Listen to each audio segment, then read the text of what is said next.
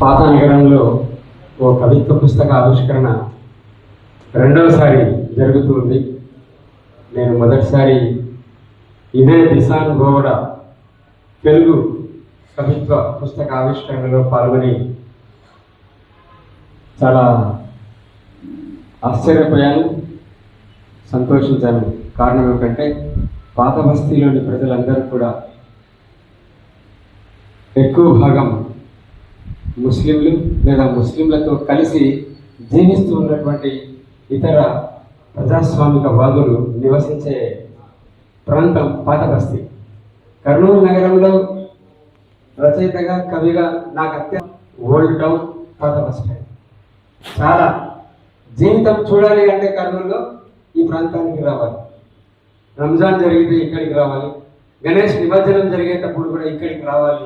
ఇక్కడి వీధుల్ని, ఇక్కడి మనుషులు, ఇక్కడి ప్రజల్ని, ఇక్కడి వ్యాపారస్తులు, భారతదేశం ఎంత సుందరంగా ఎంత మత సామరస్యంతో జీవిస్తుందో ప్రత్యక్ష నిదర్శనం వరల్డ్ టౌన్.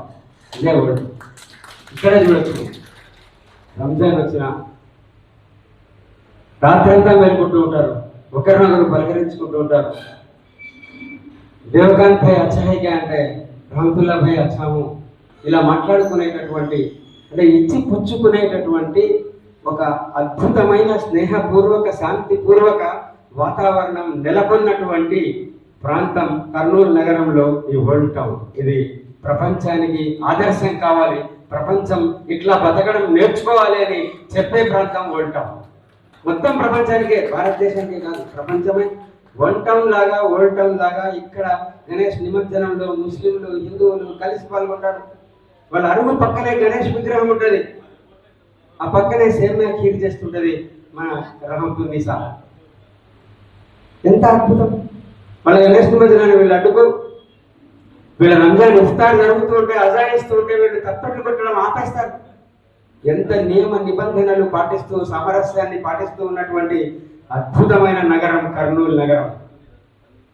కర్నూలు చూసి ప్రపంచమంతా నేర్చుకుంటే, ట్రంప్ నేర్చుకుంటే, నెతన్యాహు నేర్చుకుంటే, మొత్తం ప్రపంచమంతా కర్నూలు అయిపోతే నాకు చాలా ఆనందం. ఈ పుస్తకం ఆవిష్కరణ సందర్భంగా నేను ఈ విషయం తెలియజేస్తాను. చౌసా ఒక సాదాసీదా జర్నలిస్ట్, శ్యామ్, మనకందరికీ శ్యామ్గా పరిచితుడైనటువంటి సాదాసీదా జర్నలిస్ట్. ఉదయం లేస్తేనే కెమెరామెన్ను పట్టుకొని వీధుల వెంట తిరుగుతూ, బస్ స్టాండ్లలో తిరుగుతూ, ఏ వార్త నాకు బాగా దొరుకుతుంది, ప్రజలకు చెప్పడానికి, నిజం చెప్పడానికి ఏది దొరుకుతుంది అని తిరిగేటటువంటి ఒక సాదాసీదా జర్నలిస్ట్. ఆయన లోపల ఇంత మదన, ఇంత తపన, ఎంత విషాదం నెలకొని ఉంది అంటే మనం ఆయన గురించి ఆలోచించాల్సిందే. యుద్ధం ఇంత జరుగుతూ ఉన్నా మనం అందరం ఉదయం లేస్తూ ఉన్నాం, మన పనులు మనం చేసుకుంటూ ఉన్నాం, వడ్డీలు తెచ్చుకుంటున్నాం, వడ్డీలు ఇచ్చుకుంటున్నాం, నోట్లు లెక్క పెట్టుకుంటున్నాం, బీరువాల్లో పెట్టుకుంటున్నాం, బ్యాంకులకు పోతున్నాం, బంగారు భద్రంగా ఉందా లేదా చూసుకుంటున్నాం. మనం యుద్ధం ఏమన్నా జరిగిపోయి, ఇరాన్లో ఎంతమంది అన్నా చచ్చిపోయి, ఇజ్రాయెల్ వాడు ఏ రకంగానైనా ఆడపిల్లల్ని హింసించని, చిన్నారుల్ని పొట్టలు పెట్టుకొని, మనకి ఏమి సంబంధం లేదు. మన బంగారు భద్రంగా ఉందా మన ఇంట్లో, ఇవాళ దొంగలు పడలే కదా, భద్రంగా ఉందా, మన హాయిగా ఉన్నాం. ఇంత ఇంత అలా ఇంత స్లోగా, ఇంత హాయిగా జరిగిపోతున్న ఈ ప్రపంచంలో ఒక చౌసా ఇరాన్ గురించి, ఇజ్రాయెల్ గురించి, పాలస్తీనా గురించి, అన్నిటికీ మించి పాలస్తీనాలో నలిగిపోతున్న జీవితం గురించి, పాలస్తీనాలో అదృశ్యమైపోతున్న అద్భుతమైన బాల్య సౌందర్యం గురించి ఆలోచిస్తున్న కవి చౌసా. ఆయన ఉండేటటువంటి బిజీ షెడ్యూల్లో నుంచి పాలస్తీనాలోకి ఆయన వెళ్ళగలుగుతూ ఉన్నాడు, పాలస్తీనా వీధుల్లోకి వెళ్ళగలుగుతున్నాడు, పాలస్తీనాలో ఆసుపత్రిలో మగ్గుతూ ఉన్న రోగుల గురించి ఆలోచించగలుగుతున్నాడు, పాలస్తీనా స్కూళ్లకు వెళ్ళలేని చిన్నారుల గురించి ఆలోచిస్తున్నాడు, స్కూల్కు వెళుతున్న చిన్నారి బాంబుకు బలైపోయి, అమ్మకు దూరం అయిపోయి, నాన్నకు దూరం అయిపోయి ఏడుస్తూ ఉన్న దృశ్యాల్ని ఆయన ఇక్కడి నుండి తన రెండు కళ్ళతో చూడగలుగుతున్నాడు. అందుకు గట్టిగా చప్పట్లతో చౌసాని మనం అభినందించాలి. మనిషి స్పందించడం మానేసినాడు. వ్యాపారం ఎక్కువైపోయి అందరం వ్యాపారాలు అయిపోయారు. నాకు ఆశ్చర్యమైన విషయం ఏంటంటే మనం అందరం వ్యాపారం అయిపోతున్నాం. రోజు రోజుకు వ్యాపారమే జీవితం అయిపోతుంది. మనిషి లోపల ఉండేవాడు చచ్చిపోయినాడు. 80% మనిషి చచ్చిపోయినాడు. అందరిలో, ఇంక్లూడింగ్ మీ చెప్తున్నాను, నాలో కూడా. ఎవరినో విమర్శించడం ఎందుకు, మన లోపలికి మనం తొంగి చూసుకుంటే వ్యాపారం అయిపోయి ఎవడేమైపోతేనేది అనేటటువంటి విషయం మనకు తెలుస్తుంది. మన వీధిలో ఘర్షణ జరిగితే దౌర్జన్యంగా ఒక బలహీనుడి మీద దౌర్జన్యం చేస్తూ ఉంటే, కొట్టడానికి వెళ్తూ ఉంటే, హింసిస్తూ ఉంటే సినిమా చూసినట్లు చూస్తున్నామే తప్ప ఆపడానికి ప్రయత్నించడం లేదు. చౌసాలాగా దాన్ని నిరసించాలి అనే ప్రయత్నం మనం చేయడం లేదు. మనకెందుకు వాడు కొట్టుకుంటే కొట్టుతారు. వీధిలో ఉంది, గల్లీలో ఈ పరిస్థితి ఉందా? ఉంటే ఉండొచ్చు. ఎవరికి నష్టం జరుగుతుంది? వాళ్ళిద్దరికి నష్టం జరుగుతుంది. ప్రపంచంలోనే ఈ పరిస్థితి ఎందుకు నెలకొని ఉంది? ఇది మనం ప్రశ్నించాల్సిన అవసరం ఉన్నది. వీధి కొట్లాటల్ని మనం ఆపలేకపోతున్నాము. ప్రపంచ కొట్లాటల్ని కూడా ఎవరు ఆపలేకపోతున్నారు. ప్రపంచం నిండా న్యాయ శాస్త్రాలు తిరగేసినటువంటి మేధావులు ఉన్నారు. ప్రపంచం నిండా ప్రతిరోజు ఏమేమి జరుగుతోంది విశ్లేషించేటటువంటి గొప్ప గొప్ప రచయితలు ఉన్నారు, మేధావులు ఉన్నారు, న్యాయవాదులు ఉన్నారు, న్యాయమూర్తులు ఉన్నారు. ఒక్కరంటే ఒక్కరు ఇంత అన్యాయానికి ఎందుకు పాల్పడుతున్నారు అని ప్రశ్నించే సాహసం, ధైర్యం చేయలేకపోతున్నారు. సామ్రాజ్యవాదం విజయం అక్కడే. సామ్రాజ్యవాదం ఇవాళ నిజంగా గెలిచిన వైపు నిలబడింది. నాది గెలుపు అని అంటున్నాడు ట్రంప్. రొమ్ము విడుచుకొని నాది గెలుపు అని అంటున్నాడు. ఒకడు చెప్పనించి ఛాతీ హై ముజే అని విడుచుకోబడినాడు. వాణ్ణి మీద కూడా విజయం. వాణ్ణి నేను ఇన్స్పెక్ట్ చేయగలను. నేను విశ్వగురువు, నేను విర్రవిగుతుంటే నువ్వు తుసుగురువు రాగలవా? నిన్ను ఎన్నిసార్లైనా నేను డామినేట్ చేస్తా అని నిరూపిస్తున్నాడు. ఎంతగా డామినేషన్ జరుగుతుంటే ఒక్కరంటే ఒక్కరు ప్రశ్న. అంతర్జాతీయ న్యాయస్థానం ఈ పదం ఉంది కదా, అది ఏం చేస్తా ఉంది? ఇంతకు అంత సరెండర్ కావడం అంటే ఏమిటది? మనం భారతదేశంలో ఉండే న్యాయస్థానాలని జడ్జీలు చూసి ఆశ్చర్యపోయాం. వాళ్ళందరూ సరెండర్ అయిపోయి ప్రధానమంత్రులకు, రాష్ట్రపతులకు సరెండర్ అయిపోయి రకరకాల పదవుల్లో బాగా ఆనందిస్తూ ఉన్నారు. ప్రపంచ పరిస్థితి కూడా ఇంతేనా? అదే మనకు విస్మయం కలిగిస్తున్నాం సార్. ప్రపంచంలో ఇంత వరల్డ్ యుఎన్ఓ ఒకటి ఏర్పడింది కానీ 2 యుద్ధాలు అయిన తర్వాత యునైటెడ్ నేషన్స్ ఆర్గనైజేషన్ ఎందుకు ఏర్పడింది? దాంట్లో భద్రతా సమితి ఎందుకుంది? ఐక్యరాజ్య సమితి ఎందుకుంది? దానికి ఒక కార్యదర్శి ఎందుకున్నాడు? ప్రశ్నించడం కోసమే కదా, నియంత్రించడం కోసమే కదా, కంట్రోల్ చేయడం. అందరి నోళ్లు మూపించి వీళ్ళందరి ఎదురుగానే భయంకరమైన మిసైల్స్ దాడులు చేయగలుగుతున్నాడంటే ఎంత గర్వము! మొరటు మాటల్లో చెప్పాలంటే ఎంత దొమ్మ పొగరు పెరిగింది సామ్రాజ్యవాదికి అనేది మనం ఆలోచించాల్సిన అవసరం. ఈ మధ్యనే మన సాహితీ స్రవంతి ఆధ్వర్యంలో ఒక యుద్ధం మీద వ్యతిరేక కవి సమ్మేళనం నిర్వహించారు. అందులోని కొన్ని మాటలు చెప్పిన తర్వాత నేను బిషాన్ గోవడా దగ్గరికి వస్తాను. మేఘమా మనోహరం నీ రూపం. మేఘం, ఆకాశంలో ఉండే మేఘం ఇవాళ మిసైల్స్ని వదులుతూ ఉంటే చూస్తూ నిలబడ్డ మేఘాలు. మేఘమా ఎంతటి మనోహరం నీ రూపం. మేఘమా ఎంత సుందరం నీ నడక, నీ కదలిక. ఆకాశపు దారుల్లో అర్జున రథంలా రాపిడి చేస్తూ సముద్రపు ఆవిరిని బిగబట్టి కురిసే నల్లని మేఘం నువ్వు. నేల తల్లి గుండెల్లో చల్లదనాన్ని పరిచే చల్లని మేఘం నువ్వు. రణగుణ ధ్వనుల నడుమ యుద్ధ మేఘం నువ్వు. ఇప్పుడు యుద్ధ మేఘం నువ్వు.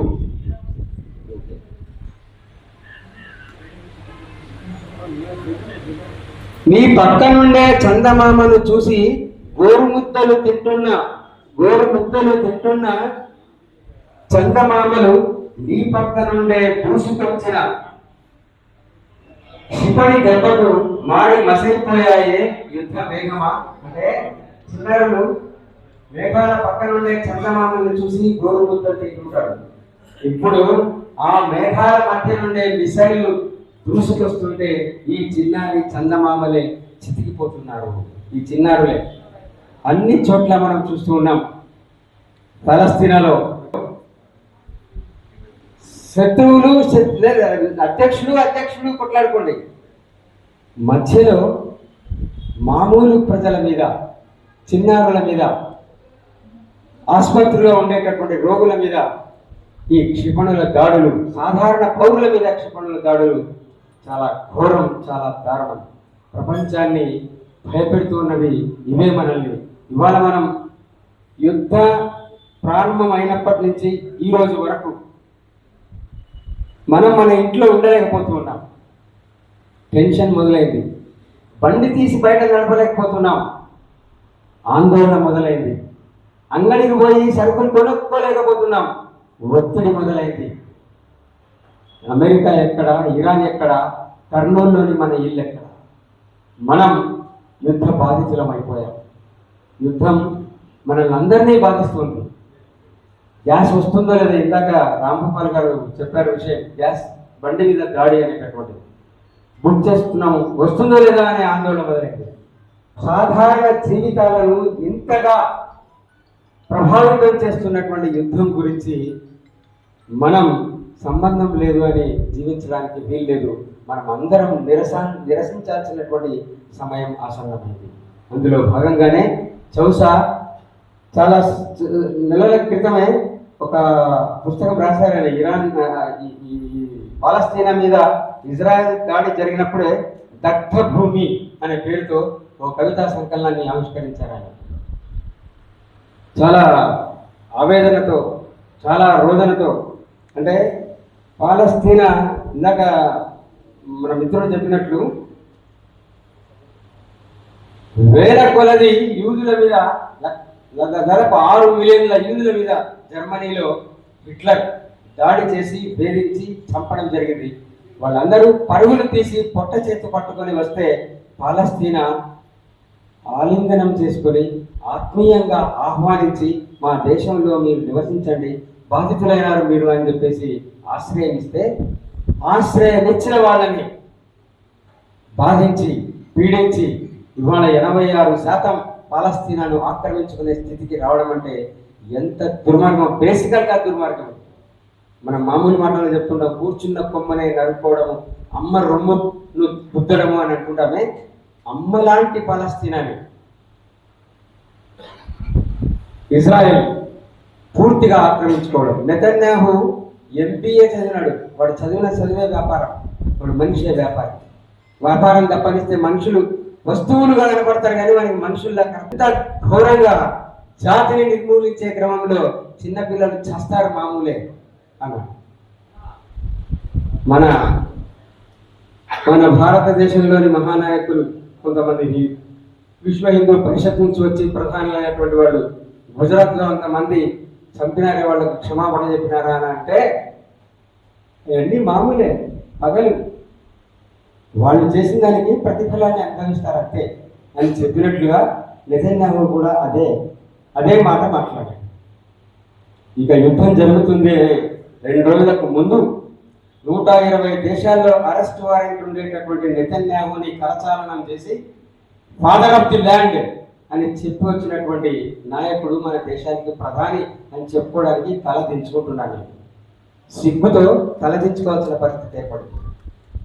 ఫాదర్ ఆఫ్ ది ల్యాండ్, ఇంతమంది చిన్నారుల్ని ఒక్కటే లక్ష్యంగా పెట్టుకొని దేశాన్ని పరిపాలిస్తూ ఉన్న నెతన్యాహు అనే దుర్మార్గ నాయకుడిని పట్టుకొని ఫాదర్ ఆఫ్ ది ల్యాండ్ అని చెప్పి రావడం అనేటటువంటిది ఎంత ఘోరం. మన దేశంలో ఇరాన్ సైనికులు విశాఖ తీరంలో వచ్చి సెల్యూట్ చేసి వెళ్ళిపోయే క్రమంలో యుద్ధంలో దాడికి గురై చచ్చిపోతే కనీసం నివాళి కూడా అర్పించలేనటువంటి దౌర్భాగ్య స్థితిలో భారతదేశ ప్రధాని ఉండడం చాలా ఘోరమైనటువంటి విషయం, చాలా ఘోరమైనటువంటి విషయం. కాబట్టి మనం అందరం యుద్ధానికి వ్యతిరేకంగా మేధావులమైనటువంటి మనం, కవులు రచయితలైనటువంటి వాళ్ళే నిజంగా సమాజాన్ని ప్రభావితం చేస్తారు. ఏ ఏ ఉద్యమంలోనైనా సరే రచయితలు కవులే అగ్రభాగాన ఉంటారు. ఏ పోరాటంలోనైనా సరే ప్రభావితం చేస్తారు. పరిస్థితిని కళ్ళకు కట్టినట్లుగా చెప్పి కింకర్తవ్యాన్ని ఆలోచింపజేస్తారు. ప్రజల్లో ఏమీ సంబంధం లేని ప్రజల్లో కూడా మనసును తట్టి లేపగలిగే శక్తి సామర్థ్యాలు కవి కళానికి మాత్రమే ఉంటాయి. అందుకే చౌసా తను రాసిన ప్రతి కవితలో పాలస్తీనాన్ని తన కళ్ళ ఎదుట చూస్తున్నానా అన్నంత అద్భుతంగా రచించారు. ఆయన రాసిన కవితని జంధ్యాల రఘుబాబు గారు ఆంగ్లంలోకి అనువాదం చేశారు. ఇది చాలా అభినందనీయం. వాస్తవంగా చౌసా గారు ఏ పుస్తక ప్రచురణ సంస్థని, హెచ్బిటి లాంటి సంస్థల్ని ఆయన కాంటాక్ట్ చేసి ఉంటే చాలా కొన్ని రోజుల్లోనే అది, ఈవెన్ ఇప్పుడు ట్రాన్స్లేషన్స్ ఎట్లున్నాయి, మీరు కంప్యూటర్లో నొక్కితే అనువాదం వచ్చేస్తుంది. మీరు ఏం మాట్లాడుతున్నారో అది అనువాదం అయితే తెలుగులోకి వచ్చేస్తుంది. అలా చేసి ఉన్నా కూడా అనువాదం వచ్చేసి ఉండేది.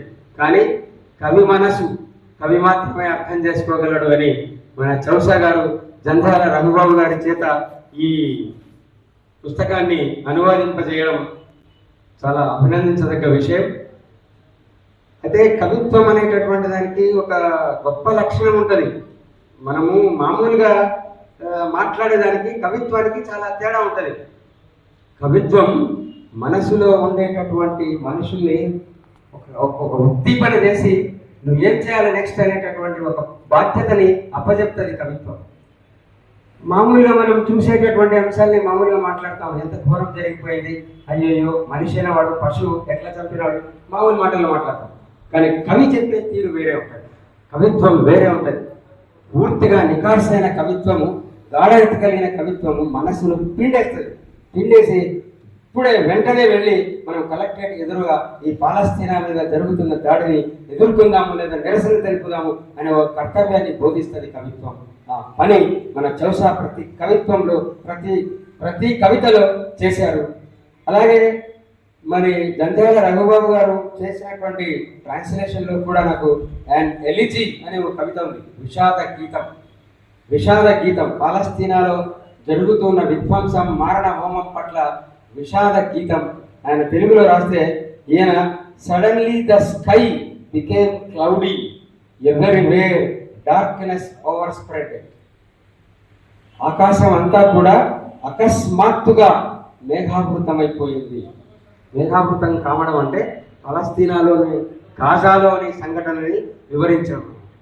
అంటే మనుషుల హృదయాలన్నీ కూడా మేఘావృతమైపోయి కురవడానికి సిద్ధంగా ఉంటే ఎన్ని నల్ల మబ్బులు ఆవరిస్తాయో అలా జీవితంలో మనుషుల మనసటి ఆవేదన చుట్టుకొని ఉంది, అలుముకొని ఉంది, అంత బాధ అలుముకొని ఉంది అని చెప్పడం.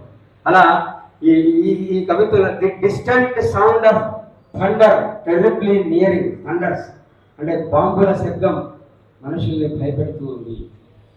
ఈ మధ్య పలస్తీనా నుంచి ఒక వీడియో వచ్చింది. ఒక చిన్నారి, అది బాగా వైరల్ అయింది, వాట్సాప్లో కూడా బాగా వైరల్ అయింది, ఫేస్బుక్లో కూడా వచ్చింది. స్కూల్కి వెళ్ళిన చిన్నారి స్కూల్ నుంచి వాళ్ళ అమ్మకు ఫోన్ చేస్తుంది, నాకు భయం వేస్తోంది, పక్కనుండే స్కూల్ మీద బాంబు పడింది, మా స్కూల్ మీద ఎప్పుడు పడుతుందో ఏమో, తొందరగా వచ్చి తీసుకుపో అమ్మా అని ఫోన్ చేస్తుంది. నాన్న బయలుదేరినాడమ్మా నీకోసమే, ఆఫీస్ నుంచి వస్తున్నాడు, అందరి తల్లిదండ్రులు వస్తున్నారమ్మా, నువ్వు తొందరగా నాన్నని పంపి అని చెప్తా ఉంది. ఆ అమ్మాయి బ్యాగ్ తీసుకొని బయటికి వస్తూ ఉంది. బయటికి వస్తున్న క్రమంలోనే శుభని ఆమె మీద పడి చచ్చిపోయింది. ఆ తండ్రి కారు నిలబడింది, ఆ అమ్మాయి శవం కనపడుతుంది. చాలా భీకరమైనటువంటి, చాలా హృదయ విదారకమైనటువంటి ఈ సంఘటన పిల్లలందరినీ ఏడిపించింది. అందరినీ ఏడిపిస్తాం. మరి వాడికి హృదయం లేదా? నెతన్యాహుకు కానీ ట్రంప్కు కానీ గుండె లేదా? ఉంటే ఇంత దారుణమైనటువంటి హింసకి ఎట్లా పాల్పడుతున్నారు అని మనం ఆలోచించాల్సినటువంటి అవసరం ఉన్నది. అలాంటి హృదయ విదారకతనంతా కూడా ఈ ఎలిజీ అనేటటువంటి ఈ కవితలు బాగా చూపించారు. అట్లాగే వరల్డ్ కోర్ట్ అని ఒక కవిత రాశారు రఘుబాబు గారు. అంటే ప్రపంచ కోర్టుకు వెళ్ళింది విషయం. దక్షిణాఫ్రికా పాలస్తీనా మీద జరిగిన దాడిని నిరసిస్తూ ప్రపంచ కోర్టుకు ఒక ఫిర్యాదు చేసింది. ఆ ఫిర్యాదు మీద జరుగుతున్నటువంటి ఆర్గ్యుమెంట్లో కూడా ఆ దేశం నాది సబబే నా దాడి అని అని అని ఆర్గ్యుమెంట్ చేయడం, అలాంటి దాని మీద రాసినటువంటి కవిత అది ప్రపంచ కోర్టు అనేటటువంటి. మనం అందరం కూడా నిజంగా బాధపడాల్సిన అంశం ఏంటంటే ప్రపంచ కోర్టులు అసలుకి సుమోటో అని ఒకటి ఉన్నది, సుమోటోగా స్వీకరించడం. ఎన్ని కేసులు తీసుకున్నారు సుమోటోగా? భారత న్యాయస్థానం ఎన్ని కేసులు తీసుకున్నారండి? భారతదేశంలో జరిగినటువంటి ఇన్ని నేరాలు, ఇన్ని ఘోరమైనటువంటి అకృత్యాలు మన కళ్ళ ఎదురుగా జరుగుతున్నాయి, ఇవాళ కూడా జరుగుతూ ఉన్నాయి. ప్రపంచంలో ఏం జరుగుతుందో భారతదేశంలో అదే జరుగుతుంది. ఒక మతం మీద ద్వేషం పెంచడం అనేటటువంటిది 11 ఏళ్ల నుంచి భారతదేశంలో జరుగుతూ ఉంటే ఒక్క చోట కాకపోతే ఒక్క చోట అయినా సుమోటోగా స్వీకరించి ఆ పార్టీని లేదా నేతల్ని అరెస్ట్ చేయడం జరిగిందా? ఆలోచించాల్సిన అవసరం లేదు. కాబట్టి మిత్రులారా, సమయం ఎక్కువగా లేదు. మనమందరం యుద్ధాన్ని నిరసించేటటువంటి మేధావులం. మనమందరం ప్రతిరోజు ర్యాలీ చేయాల్సిన అవసరం ఉన్నది. నిజంగా కర్నూలులో ప్రతిరోజు హిందువులు ముస్లింలు అందరూ కలిసి, ప్రజలందరూ ప్రశాంతంగా ఉన్నారు, దేశాధ్యక్షులు మాత్రమే యుద్ధానికి అనుకూలంగా ఉన్నారు, దేశాల అధ్యక్షులు అనుకూలంగా ఉన్నారు, ఆ దేశ ప్రజలే నిరసిస్తున్నారు. అమెరికాలో వైట్ హౌస్ మీద నిరసన జరుగుతుంది. ఇజ్రాయెల్లో నెతన్యాహు ఇంటి ముందర ప్రజలందరూ కలిసి ర్యాలీ చేస్తున్నారు, నిరసన ప్రదర్శన చేస్తున్నారు. ప్రపంచ ప్రజలందరూ కూడా దేశాధ్యక్షుల పైన తిరగబడే రోజు వస్తుంది.